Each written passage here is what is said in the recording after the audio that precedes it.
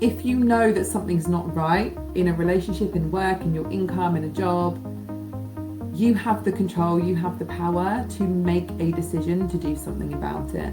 People waiting for all of the ducks to align and all of the things to be perfect before they then take action is the wrong way about it. That's playing the game of life the wrong way. What we need to be doing is taking the action, digging deep to find that courage within us, to take the action even when you don't have the tangible physical proof that it's going to work. You have to know it from within you. First and foremost, you have to commit to going first. You need to decide and make the decision that actually this is what I want. Competition isn't a worry, it's actually something to look forward to, because it means that you get to do better and be better. Hi, I'm Tom Stanhope, and this is Work in Progress, the show where we explore what it really takes to build a sustainable business. Each week, I'll be sharing honest conversations about the journey of growing a business. No guru speak, no overnight success stories, just real talk about what's working, what isn't, and how we can figure it out together. So grab a brew and let's get into today's episode.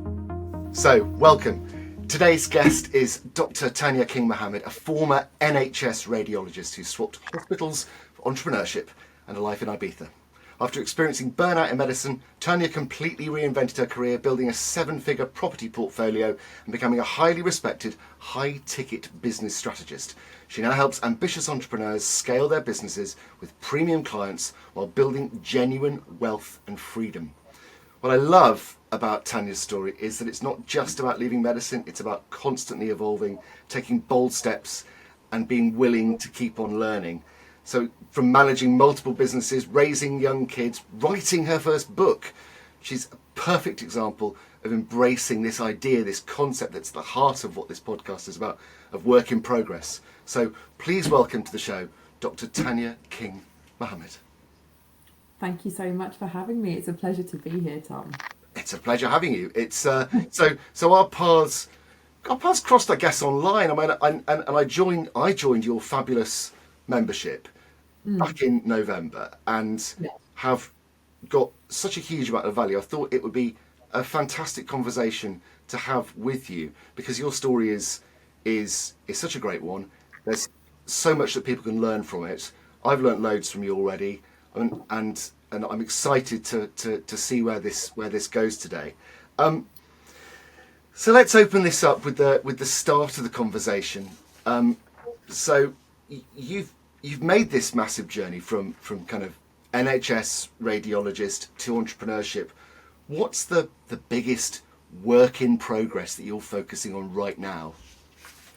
Oh, that's a great question. Okay, I would say probably stepping into a real CEO mindset, not getting too involved in the minutiae, not getting too involved in sort of the micro details, and really focusing on a long-term vision. I think that's really important. And, you know, life is always going to life and challenges are always going to occur. And we need to make sure that when those things do happen, that we are still very solidly focused on our big mission and our key goals, like our big desires.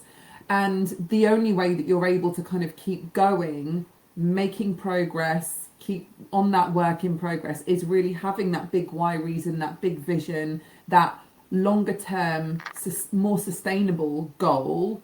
That is what's going to help you keep on the straight and narrow. And so for me, I think genuinely it's really about stepping into my full sort of CEO mindset, where I don't have to get involved in the nitty gritty or the minutiae of things, and I need to stay focused on the longer term vision, which, you know, when you're growing businesses and you do a lot of work on your own, it's kind of hard to do that sometimes.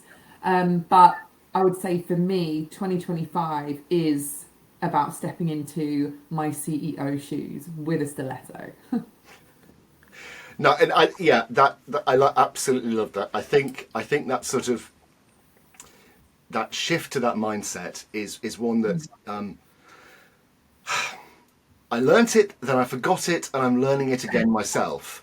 And actually, I think sort of that retraction that happened during the COVID years sort of took a look, and it's conversations I've had with other people about this, that sort of retraction that happened during those years where we all sort of shrunk down to this online space and we became these little islands of one, and yeah, we were working with people virtually. It sort of, it stripped away some of that kind of bigger thinking CEO mindset, and I absolutely love that, because that is such an important piece of work, I think. And brilliant place to start. So what does, I suppose, the concept of work in progress, what does work in progress mean to you as somebody who's completely changed careers? It very much means, I mean, what it says on the tin, really. You know, for me to get to where I am today, I have had to take huge leaps of faith. I've had to take huge risks. I've had to be really, really focused on what I did want and to move away from what I didn't want. So just for, you know, clarity and a bit of context, I was, as you've mentioned, I was driven to burnout. I was borderline depressed as a highly respected radiology doctor in Devon, not too far from where you are. And I got to the point where I realised I was living a life that wasn't meant for me. I wasn't embodying my true highest value of freedom. I wasn't embodying my true highest value of being location independent, which again comes back to freedom as well. I wasn't earning what I wanted to earn. You know, there was very much an income cap, an income ceiling. I didn't have autonomy over how I could spend my time and how I could generate an income to provide for my family. And so all of these things that I've had to do, you know, making the decision to leave medicine, it was the scariest decision I've ever had to make. Believe it or not, 8 months later, deciding and committing to emigrating with a very young family with children of age 4 and 1 at the time. That was a scary decision, moving to somewhere, yes, that I'd been on holiday to, but not somewhere that I had lived in before, with a completely different language, completely different way of life. You know, all of these actions have really needed a huge sense of commitment and dedication, but also courage for me to be able to do all of that. And so work in progress for me, in context and relative to the things that I'm doing, the things that I've done in the last very few years, really. I mean, I only moved to Ibiza. I left the NHS in 2021. I moved to Ibiza 8 months later in the summer of 2021. It's all about really working on your mindset and who you are and what your identity is, who you are as a person, as a leader, as an entrepreneur, and also what you want to be known for. Because I don't want to leave this earth without leaving my mark on it. I don't want to leave this planet without making a little bit of a dent and a huge positive impact on humanity, the community, the worldwide community as a whole, by helping people realize that if they're not happy, if they're not fulfilled, if they are living a life where they find themselves complaining about their current reality, income, job, career, people around them, like, it is my job to say, well, if you're not happy, you need to do something about it. And all of this, you know, as part of my journey, has really required me to work and work and work and work on myself. So that, by definition, is a work in progress. I am a work in progress. I am not perfect. I haven't got all my ducks in a row. I just turned 40, as you know, literally 2 weeks ago. And I honestly thought about 20 years ago that when you hit 40, you have all of your ducks in a row, and and everything's like hunky-dory, and, you know, everything is as you thought it should be, perfectly aligned. And actually, it really isn't. I still don't have all my ducks in a row. I've got a few ducks in a row, but there is a lot of messiness as well. Duck arrangement left to be done. Yeah, exactly. Duck arrangement is definitely on my agenda. By definition, that's what work in progress personally means for me. You know, if you are really fixated on a big vision, creating huge change, creating impact, you constantly have to be working on yourself, because as we know, there is a famous saying, where there is a new level, there is a new devil. So there is constant learning, constant expansion, and constant resilience building that you have to go through and embrace as a person, as an entrepreneur, as a mother, as a woman who is juggling family life with a very young family and multiple businesses. It's not always easy. No, and I think we'll sort of touch on that that juggle of family and work later, because I think it's one that is it's such an important topic for kind of those of us who are attempting to run businesses whilst attempting to kind of keep the wheels turning with the family realities. Now, following on from that, you've written a book. You've got your book launch coming up. First of all, just give me a little taster of what that book is, but then if you can sort of segue into what is the most surprising thing you've learnt about yourself whilst writing your book? Ooh, I love that question. Okay, so the book, which obviously I cannot name right now, is coming out at the time of recording. It's coming out literally in, well, next Thursday, so January the 23rd, 2025, 7 a.m. It's really going to help business owners, entrepreneurs, or people wanting to get into business to reframe what they've been taught and what they think about money, about psychology, sales psychology, biopsychology, pricing, and ultimately value, impact, and income. Yeah. It's going to give many people, many business owners, a complete 360-degree rehaul on how they think about business.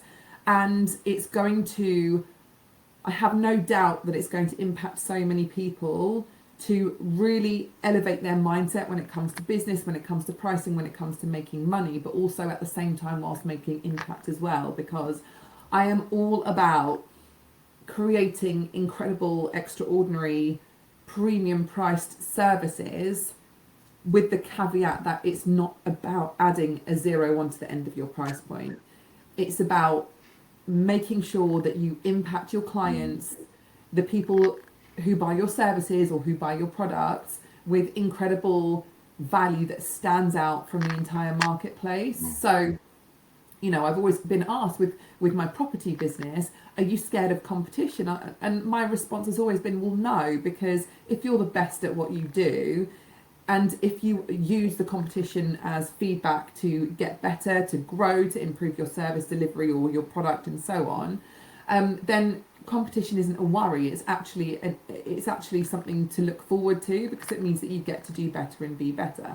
So anyway, I've digressed slightly and gone off on a tangent, but this book ultimately is going to help a lot more people make a lot more money, but also create incredible impact as well by reframing everything that they've been taught about money, success, value, sales psychology. And the biggest sort of, or most surprising thing, I would say, that writing the book has taught me, I don't know if you know this, but I was actually supposed to write the book over a year ago. Oh, you know what? That I completely get it. I've got a book that is supposed to have been written 3 years ago, and okay. I've written the same book twice, scrapped it, and I've written a new book. So I have written 3 books during those 3 years. How many books have been published? 0. So you are doing really, really well. Okay, so I'm in good company then. Yeah, it was supposed to be written in 2023 now. I finished it in 2024. The reason I didn't jump into writing it when it was first supposed to be written was I was confused as to what to write the book about, because I'm not a one-trick pony. I've done lots of things and I stand for lots of different things, and I feel like there is probably 100 to 1,000 different books inside of me, if that makes sense. Yeah. It looks like we resonate. Yeah. I'm feeling both empathetic, but also slightly triggered as well. Yeah. So the reason why I didn't get my head down to writing the book in 2023 was I didn't really know what to write it on. Should I write it about property? And I was going through a big transition in my business in 2023. So at the end of 2023 was really when I completely changed my business model and completely changed niche. I'd gone from being known just as the property mentor in serviced accommodation and Airbnb property into the high ticket sales expert. Yeah. And so over the last year plus, I've been building that business literally from scratch, because it's a completely new niche, completely new ideal client, completely new product suite. So at the time in 2023, I didn't know what to write the book about, and that's one reason why I stalled. The second was, yes, whilst I'm focused on long-term results and sustainability for business and actions that generate sustainable impact, I also like a bit of instant gratification. And so I've self-diagnosed as a potential ADHD person. ADHD club. A little bit of instant gratification, right? So again, the thought of me sitting down and writing 1,000 words every week just wasn't gonna land with me. I just wasn't gonna do it. And my mentor said to me, "You're not the kind of person to sit down and just do like your tidy 1,000 words a week." I was like, I'm just not interested in doing that. So fast forward to 2024, and I don't know how on earth I did it. And this is the biggest sort of thing that has surprised me, coming back to your question. I got my head down. I wrote 49,000 words in 5 weeks during my kids' summer holidays. Oh my God. And to prove this, and to prove the messy action that I had to take, I have a picture of me on my socials somewhere, which is me on my iPad in the back of our VW transporter in the car park of a high ropes kids adventure place. And I was there in the back of the VW finishing the book whilst my eldest daughter was at a kids' party. So the biggest sort of thing that has surprised me about writing the book, I think, is just I was actually able to get it done. Yeah. And I was actually able to really put my mind to it and get it done, primarily because I work well under pressure and I work well with deadlines. But that was the biggest surpriser for me. Yeah, I don't know how I did it still, but I did. But that, I think, is, that is the power of the ADHD brain. I think is that I mean, likewise. I mean, I had a diagnosis back in 2023, and I've always known in some capacity since I heard sort of people talking about it. It's like, gosh, that sounds like me. But it's things like that working under pressure, and that moment of sitting down and writing is not going to be a little like, oh, I'll just do 1,000 words every day. I did my master's dissertation, and I faffed for 6 months straight, and then sat down and wrote 50,000 words in about 2 weeks on, I have to say, the world's most boring topic, but nevertheless, I still wrote it. But everything else was momentum build-up, and I think it's that, it sounds like similar kind of mindset. All that work that happens beforehand, that thinking work, that is part of the process. It's part of the build-up of momentum to that kind of releasing, that act of kind of just going blasting it out, and you find a way to do it by hook or by crook in the corners and sort of nooks and crannies of life. You find those few minutes, and you chip away at it, and all of a sudden you're like, oh, it's done, and it will be a masterpiece, I'm sure. Because that's the way it works. Well, and I'm really excited. I'm really excited to get a copy of the book and to delve in and find out what it's called, of course. So yeah, that was really great. Thank you. And people could check out the link below. There will be both before the launch a link to the waitlist, and after the launch we'll change that link to go and buy the book. So I exhort everybody who is watching this video to go and buy the book, because it will be fantastic.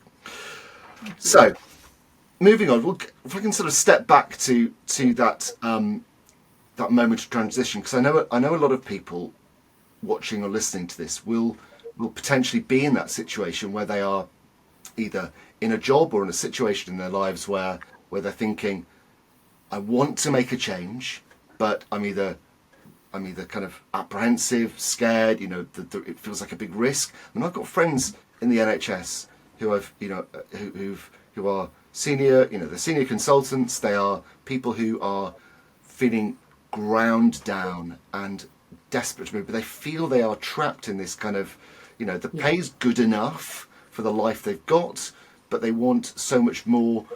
And I don't think that's a rare situation, whether you're a doctor or whatever, people who want a bigger, more expansive life.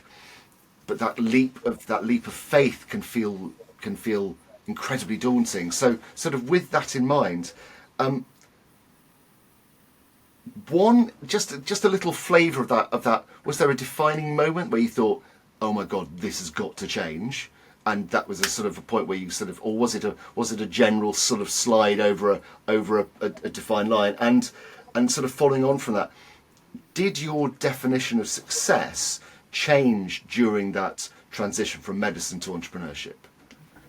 Oh, I like these questions, Tom. You're bringing the gold today. It's always gold here. I'm not surprised. Okay, so the decision to transition from doctor to self-employed, probably unemployable these days,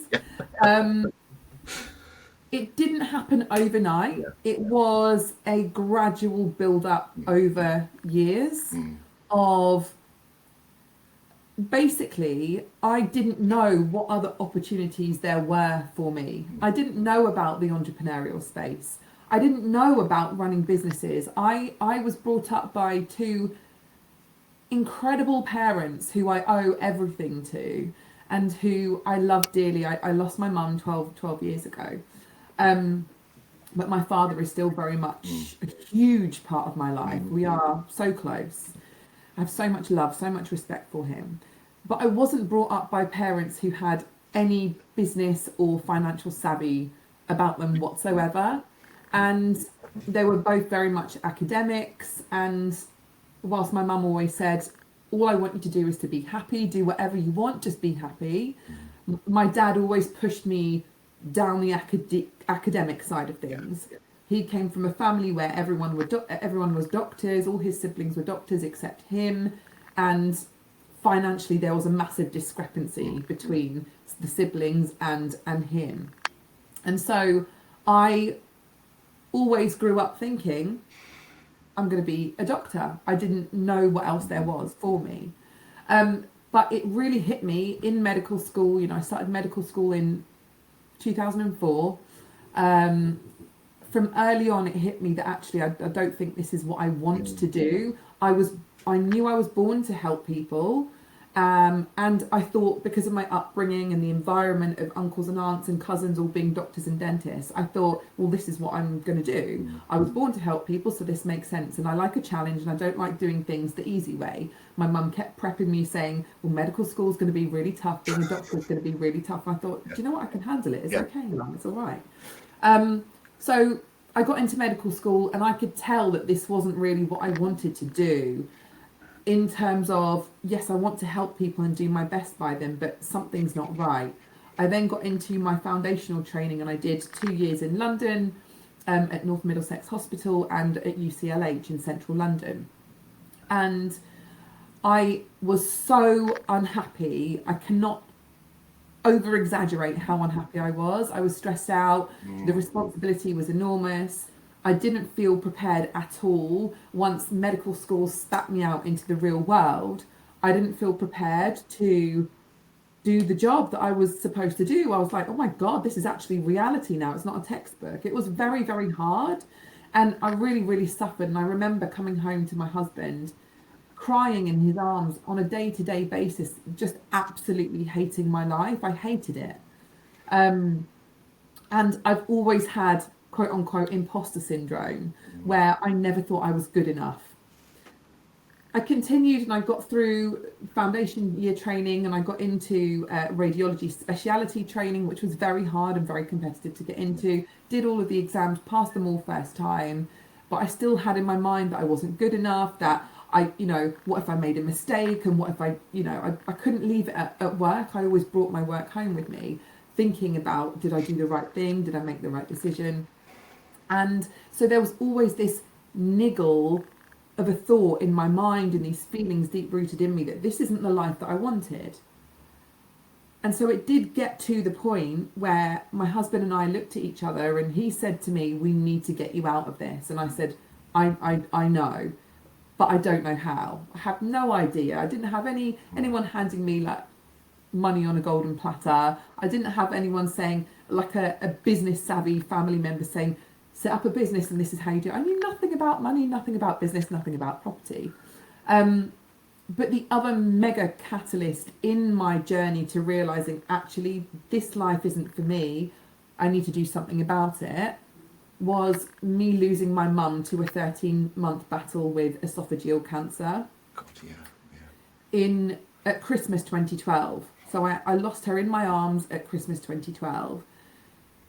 But the reason I always bring her and our story into everything that I do is that for the year or two before she passed away, and for the year or two before she was diagnosed, so she was diagnosed in 2011, she had told me time and time again she was planning to pack in her psychology teaching job. She was going to sell her house because the mortgage was like a ball and chain, and she was going to go and travel the world, and she was going to go and experience all sorts of different cultures. She wanted to start off in Latin America, which is where my husband is from, ironically. And she wanted to just go and invest in different cultures and learning about different people and different places and just explore this incredible world that we've been gifted. But that dream of her dream freedom lifestyle was literally taken away from her in an instant. She had no choice. She had no choice to go and embrace that. And so bringing it back to your question, that was a huge catalyst for me to say, this is not good enough. Me settling for good enough, for an okay income, for no real freedom or autonomy over my time is not good enough. And I need to now commit to living twice, not just for me, but for my mother as well, because she sacrificed so much for me. I'm her only child. I don't have a brother or sister, and she invested so much into me. I have to live twice, both for her and me now. And so that was part of my big journey. So in response to your question, I know it was a bit of a long-winded answer, but I think it's all very relevant. It was the tragedy of losing mum was the big catalyst for me, but also it was a culmination of me just feeling desperately unhappy, desperately unfulfilled, burnt out, borderline depressed. I was probably actually depressed, not even borderline depressed. And it got to the point where my husband and I said, we need to do something about this. We cannot go on like this. So I hope that answers your first question. Absolutely. And I think, you know, whilst there will be differences in the practicalities and the realities of people's stories, I think there will be lots of people listening who will go, I hear that idea of,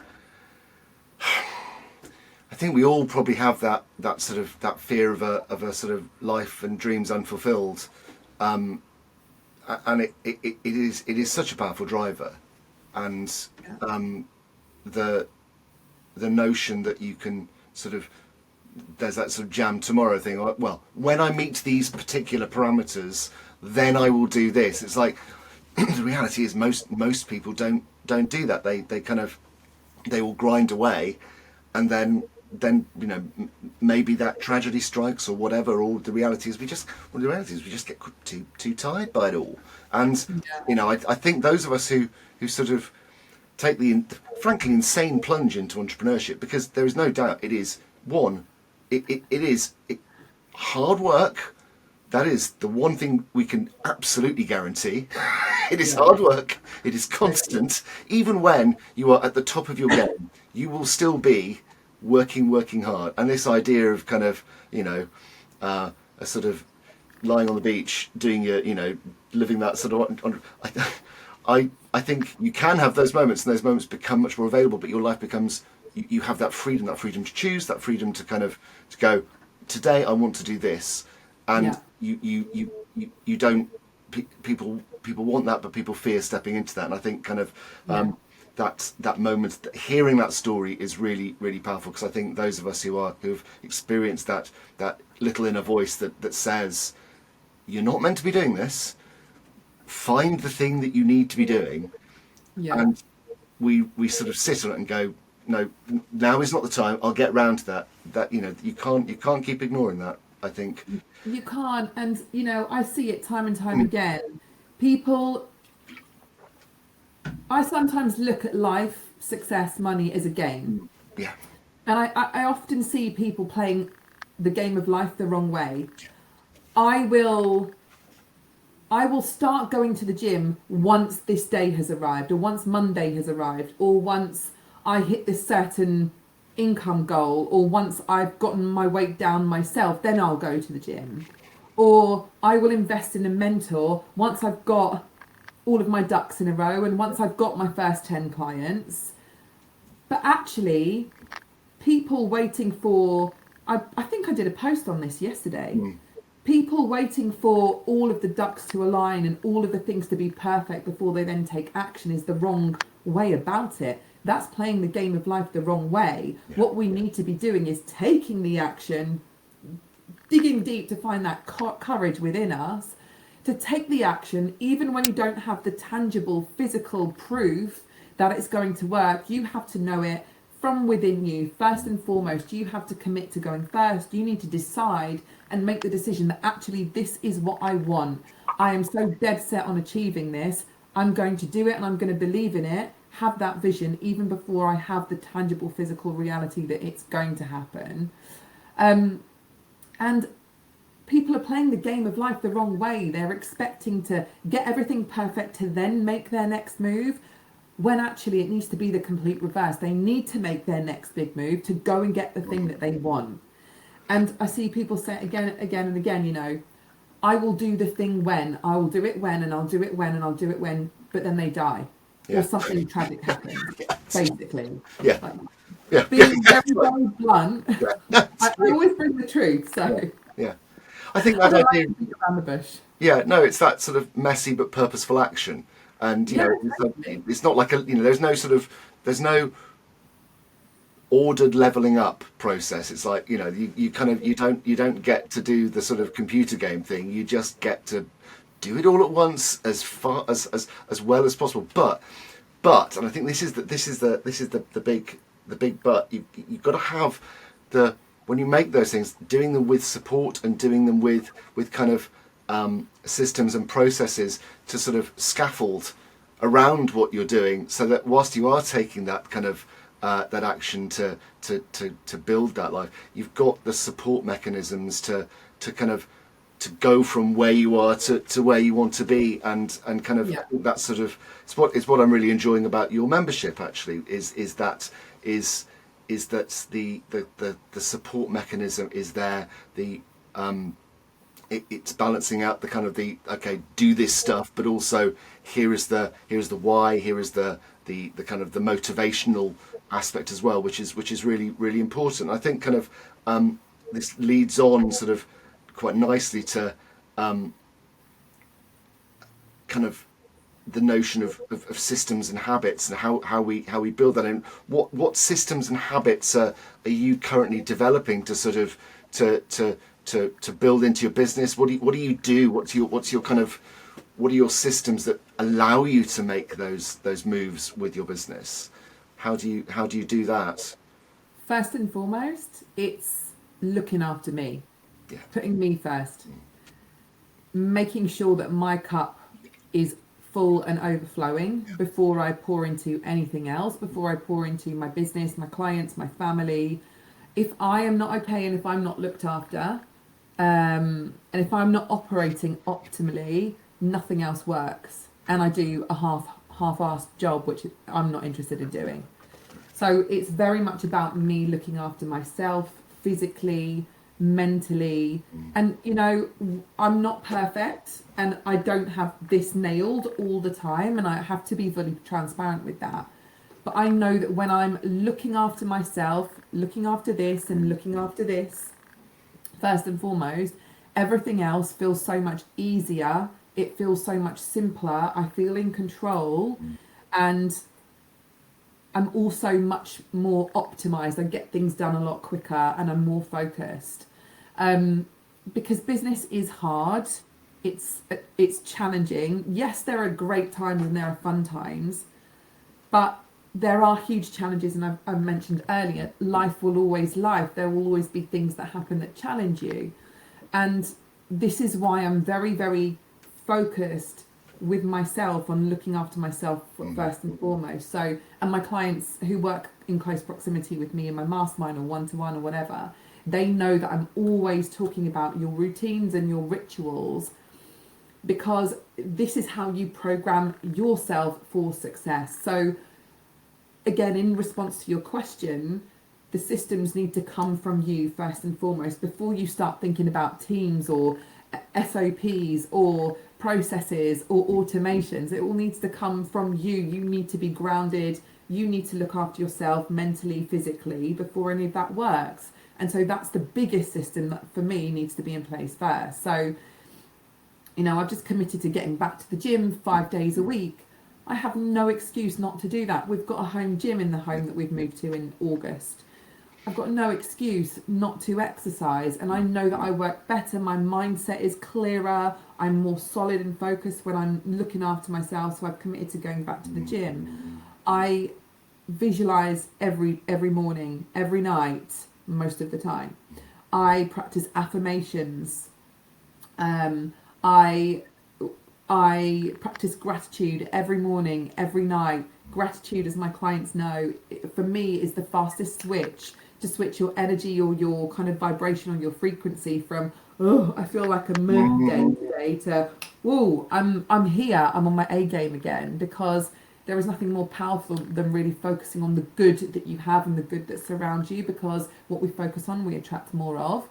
And part of my routine as well now is really getting my body moving. Like I always think, exercise, if you need to shift your energy, get your body moving. So these are key systems in terms of looking after me, and I think actually that's the most important piece to all of it. You know, when it comes to content with your business, content comes from within you. It can't feel like a chore. It has to feel like it's an extension of how you feel about yourself, your expertise, your values, and what value you can deliver. If you're not making sure that you yourself feels 100% on most days, I'm a realist, it's not going to happen every day. If you're making sure that you do, then your content will flow, your marketing will flow, your team will feel looked after. So the biggest, most important system for me is really looking after yourself. Hope that answers your question. Yeah, absolutely, and I think it's interesting. I mean, I love asking this question to people because I suppose in terms of systems, are you kind of part of the 5 a.m. club, as it were? Are you an early riser? No. No, definitely not. I've never been an early riser. I would love to be, and I've tried it and I've done it and I've actually succeeded before, but at the moment, no. And I don't feel like I need to be. No. As long as I'm looking after myself and giving myself the things that I know I need to make sure that my cup is full before I pour into anyone else's. And I sort of ask that because I think when people talk about those daily routines, sometimes we also automatically make that sort of assumption that we're talking about I get up at 4 a.m. and I do I do 30 minutes of journaling, and then I do it, and it's like you listen and you think, oh my god, I feel exhausted, but actually that routine can look like whatever it is to the individual. I think we sort of, it's so easy to sort of assume that there is a set best way to do that, when actually the best way to do it is the way that suits us as individuals. And I think that's probably a useful caveat to put on that question. So we're sort of coming into the home stretch here, but I want to just ask a little question about. I say little question. It's not really a little question. Ask a question about this phrase, high ticket, because I think a lot of people pull away from, they hear the phrase high ticket and it triggers all sorts of money mindset stuff and all sorts of worries. And I think it's worth getting into this a little bit, because I have full disclosure, I've held back from doing it because of my money mindset stuff in the past.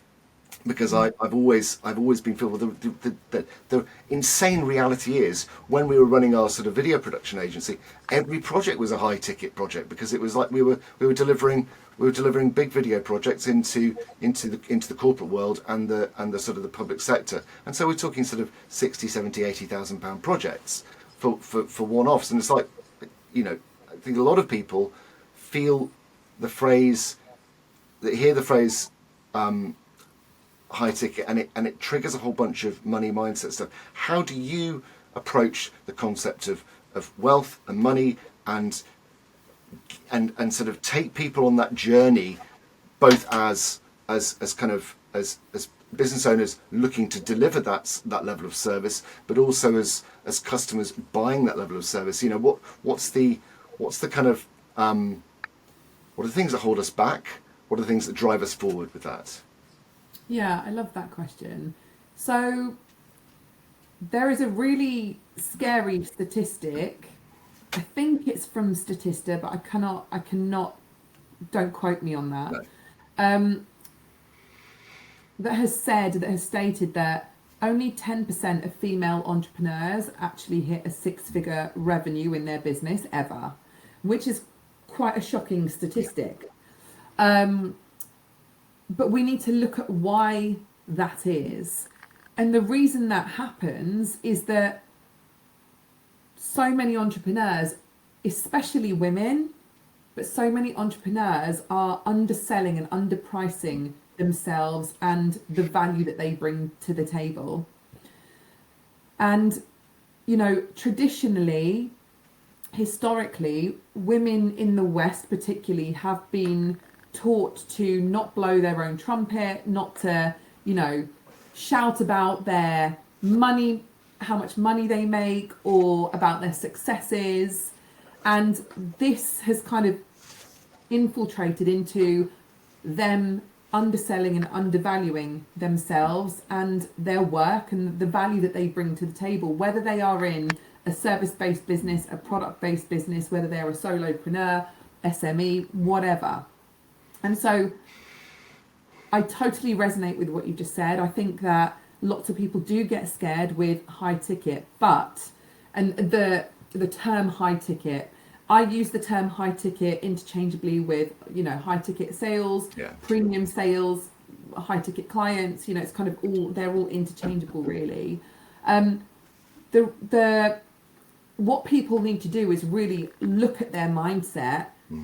That is the only thing that is holding them back. And I talk a lot about this in my book. So if this is you, and if this conversation is resonating with you right now, whoever is it, buy it now. Go and get the book. Well, on the 23rd. Yes. Go and get it on the 23rd of Jan from 7 a.m. in the morning. Get the Kindle version. People struggle to see that actually someone could pay them 10k, 20k, 50k. And one of the quotes that I use in the book is something along the lines of, I know people who charge 100k to work with them one-to-one for 12 months. So if you feel like you can't do it, well, they can, and they are. So why can't you? They didn't start at that point. Everyone has to start somewhere.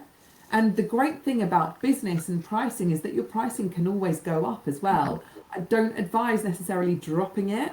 And one of the key things about high ticket sales that I teach and premium sales is with your high ticket offers, don't be doing discounts on those. Add bonuses, add exclusive incentives, but never discount your high ticket stuff, because then it then automatically drops the perceived value that your audience has of working with you and your pricing and the value of your offer. So my key thing and my key point here is that anyone can be charging high ticket prices, but you need to do the work on yourself first to be able to make that leap, to make that jump. Don't think just because you're early on in business that you can't charge high ticket prices. I believe you can. Don't believe that because you're a product-based business owner that you can't charge high ticket prices. I believe you can, and I'm going to give you an amazing example. Fortnum & Mason have taken a simple grocery type idea and they have a Christmas hamper. They've taken a normal grocery idea and concept and taken it into creating a Christmas hamper, which is sold for £6,000. Yeah. So this goes to show Fortnum and Mason wouldn't be putting out a Christmas hamper for £6,000 if there wasn't viability in that business model, if there wasn't viability in that product, if there weren't ideal clients willing to buy that 6K Christmas hamper. I haven't bought one myself and I won't be buying one anytime soon, but there are people out there that evidently buy that 6K Christmas hamper. So, you know, they've gone beyond just thinking normally or ordinarily. And if you really want to be elevating your impact and your income, you need to be thinking differently to everyone else. You need to be expanding your mindset to think beyond the ordinary.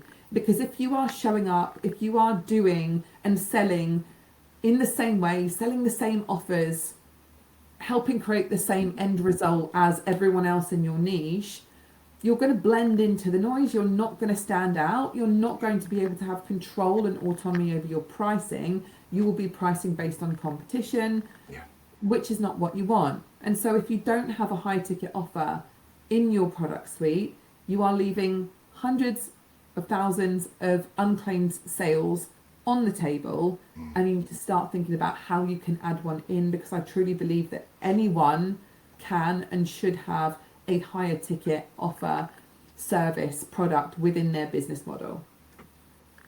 Fantastic. Well, okay. So I think I've got a few quick fire questions to ask you, which we're going to sort of blast through these, and then we'll sort of take it into the final furlong and kind of put a bow on all of this, to mix my metaphors horribly.